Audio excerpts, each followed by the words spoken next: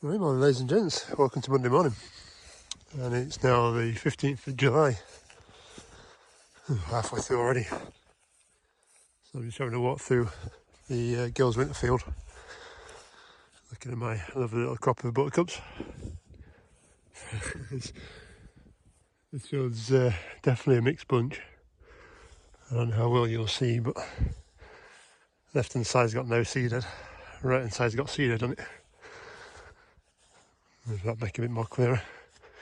But the seed heads have gone all the way down here and kind of curved across there. And you'll also see the yellow. So there's two patches that I missed. One that's about, 5 metres wide. Another one that's about 10 metres wide, which is why it's all yellow.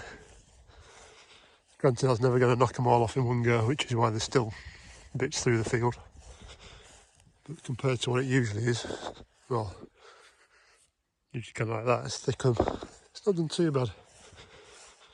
I can never quite get the timings right. The weather patterns never seem to help either, so... so I had planned to take this as a hay cut. I've been worrying for the last 3 months there's not enough in here to cut, but it seems to start picking its feet up a little bit. I mean, it's still not exactly thick. There are patches that are a good 8 inches thick, but the rest of it's not brilliant. So we'll see what happens, I suppose. I mean, it's not bad here actually. This has been flooded out quite badly this year. I don't think me rolling it has helped a great deal. Disappearing. I don't think me rolling it helped particularly when it was wet, but I'm in a battle between trying to keep the land level to be able to work it or having it really rough and growing some grass. So we'll see. I'll definitely take this chunk off as hay, I think, on the bottom, and we'll see what comes off the top. It's a good job I've got that big rake. That's all I can say. Right, just have a quick wander into the hayfield and have a look there. I should say while I'm going this way, forecast this week is for rain tomorrow. I think showery on Wednesday, and then the temperature's supposed to climb a little bit. So recently we've been down to about 15, 16 degrees. Next couple of days they're reckoning 20s, well, low 20s. It should hopefully pull this grass on a bit. I think we've got a couple of days of that before it starts raining again. But we kind of need the heat and the light to pull this grass on. Should make a difference, but I'm just seeing farmer's field right over there, turning golden. The wheat, barley and everything else harvest will be just about ready as well. At the same time as hay again this year. Oh, it's going to be fun.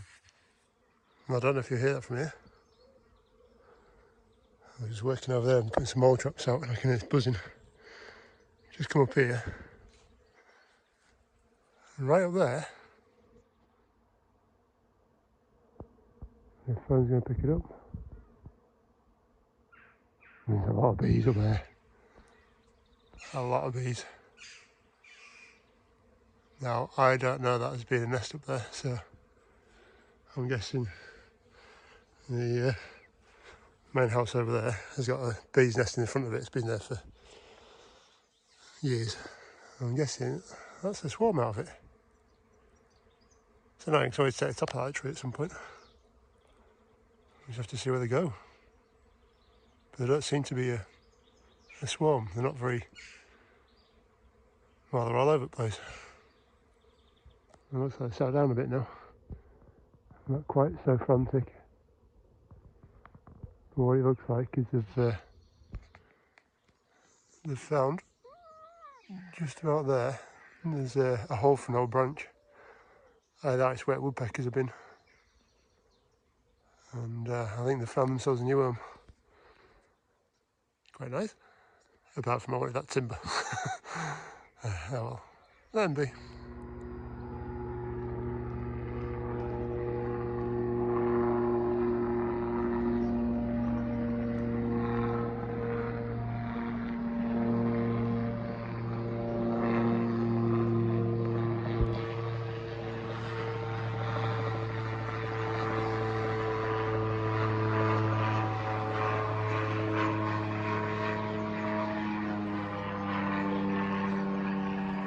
Right, so we made it to the afternoon anyway.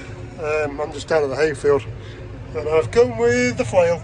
So all I'm going to do is just do this bit down here, and you can see the really green bit through there, you can see through my windows. All this is just full of like cow parsley and rubbish, so it's just easy to flail it off. And if it's short and flailed off, I then don't gather as much into the crop as well. So there's a bit of thought to my madness.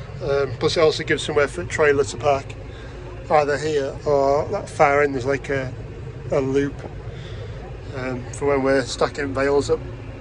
So trailers out of the way, then you don't have to worry about shunting around the field. So what I tend to do is do an outside couple of breadths and then split the field in half and do one half at field and then do the other half at field whilst I'm baling. So yeah, right, we'll get it fired up and knocked over. Right, so I've just come down the back of here, which is the hayfield's over there, and these are the trees next to it. And this is an area that's just basically wasted.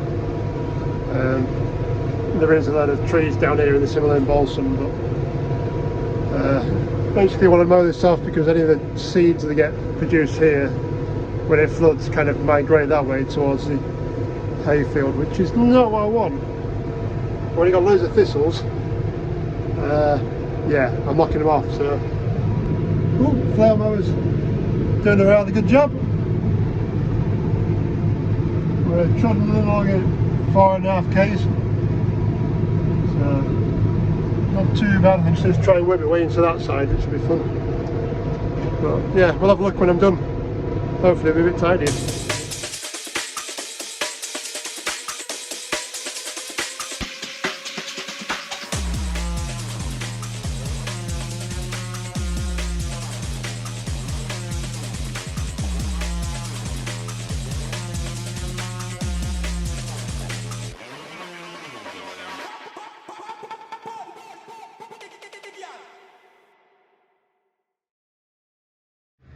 Right, we're cleared out. It's a lot better. So it's quite a big space down here. Comes all the way down to that tellywag pole. So yeah, flail was struggling a bit with this Himalayan balsam over here, but to be fair, that's like 5-6 foot tall. So yeah, that's kind of above my head up here. So yeah, not too bad. Taking it down to a couple of inches. And yeah, it's done alright. Right, I better finish off the first bit I was on because well, it is done. I've also cleaned up right next to this next to this fence as well. So if I don't do it, I'll end up losing this fence. And to be fair, I would quite like to just take it out, and then I can mow all the way into that ditch and tidy it ditch up a bit because it's a mess, and the farmer next door is useless. So he won't do it. Also means I can call these hedges back on that side, thicken it up. There's no cattle down there or stock down there anymore, so that fence isn't really required. But anyway, little T5's doing well. Right, let's get on with a bit more. Yeah, I am driving through the hayfield. I'm a bad man. It looks like a good little crop now down there. It's not doing too bad, but it is starting to lay over quite a lot. I don't know how you'll see all docks in there as well, especially on that bit. Spreading seed all over the place. So no, it should be alright. Should be good. Right, we'll just finish off up here along the riverbank. Right, well that looks a bit different. So nicely mowed off. As I say, it just makes life easier for me when I'm doing. Thank you. Just makes life easier for me when I'm making hay. I don't end up taking all this kind of rubbish in. It's sometimes rotted, sometimes dry, sometimes wet. And then just done pathway out as well. Same kind of idea as what Farmer P does. To be fair, I've been doing it for years. But it just keeps them on this track. And now I've got a fence on the other one. We don't need to worry too much about it, but I try and keep it short. It's for the people that actually go out walking, and for people on the estate it's quite nice to have it something like not up to your knees. It's just nice, especially if the ground's wet when you have a wet summer like this one. And yeah, I do walk down there quite a bit myself. Benefits me as well. Right, gates locked, tractor's done. We'll fold up the flail and we'll head on back up to the yard. So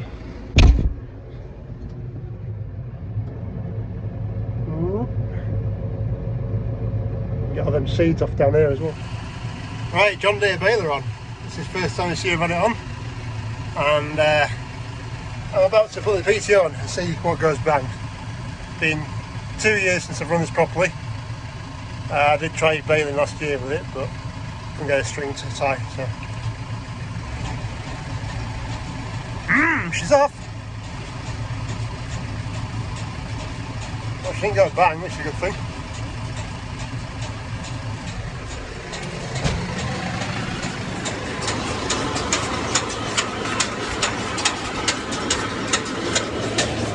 Right, well that kind of took a while. So I was having problems with the twine. So instead of like most modern ones that have net wrap, this is on actually a twine, a bit like your conventional baler. This is only a very thin twine. It's not very thick at all. I might as well leave it open. Yeah, it's not very thick. So what I was having a problem with, there's an arm down here that goes across, and what it does is slowly feeds out some of the twine as the bale's been formed and finished off. So it goes across once, then back. But the arm wasn't doing that. I was having hydraulic problems. Now I know when the lad that sold it to me said when he first started at the beginning of the year, he needed to rev it quite hard to get the oil around the system because it'd leak out a little bit. So he wouldn't do that last year, which is why I connect bales but wouldn't put twine on it. And the other problem was he wouldn't cut, he just kept putting twine out on one end as the arm had stuck. So had a bit of a fiddle in here. All that's to do with which way around the arm goes. Kind of a diverter valve in there. So I had to grease all this, lube all this up in here, try and get it all working. And then the other side, if we go around, I realised what was stopping it from cutting the twine. So this arm comes out, this is where the twine is on here. Twine comes out and catches this lever and pulls this lever back. And then when you go to tie the bale, this arm goes forward, releases that, which then releases, I don't know if you'll see very well up there, there's actually a knife on the inside that comes down and chops the string when the bale's finished. Well, I was having problems with that coming back down and going up because it was seized, so I had to lube all that up. I don't know if you'll see that now. So that knife comes down and chops, and then when the arm goes back in, it releases that arm, so you can obviously pass by it. So yeah, I better explain that. So yeah, not too bad since it's been sat in the bottom of a hedge for 2 years, as I didn't use her last year. Well, I used her for 3 bales when we were trying to get this finished off, but because she wouldn't tie, I just kept throwing bales out, which is a pain in the bum. But anyway, so yeah, not too bad. I have had to cut the PTO guard off because the shaft was stuck and I couldn't get to the end to tap it down. So that doesn't really matter too much. All wiring here has been chewed by, well, not even little furry friends, but furry friends. So none of the electrics work on it. I do have the bale box, but it doesn't work. And yeah, that's about it really. I would like to upgrade this and get either a net wrap or even a big square baler, but I don't know where to put it. It's a bit of a pain. So anyway, that's it for today. I'm going down, my back is aching. I have enough trouble with it as it is. It's not a bad day now, but it's just a bit muggy. It was supposed to rain all day, but fun enough, it hasn't. Anyway, right, I'll catch you later. Bye.